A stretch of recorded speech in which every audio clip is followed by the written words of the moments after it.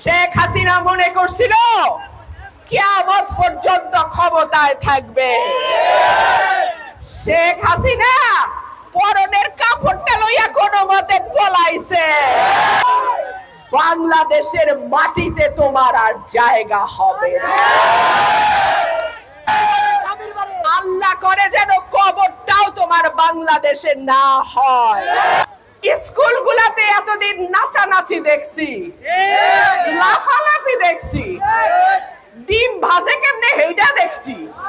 আর সর্বনাশের কথা, আমি ব্যারিস্টার, আমার মা এমএ পাস, স্কুলে বসে তো ডিম ভাজন শিখতে হয় নাই, মাই শিখাই দিছে কেমনে ডিম ভাজতে হয়, কেমনে বিছনা করতে হয়। এটা তো জন্মের পর তো দেখে বড় হইছি।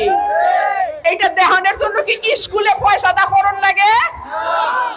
এইটার জন্য তো স্কুলে পয়সা দা ফরন লাগে না। স্কুলে গেছি যাতে দুইটা পড়া বুঝতে পারি, শিখতে পারি, যাতে ভবিষ্যতে একটা চাকরি করতে পারি।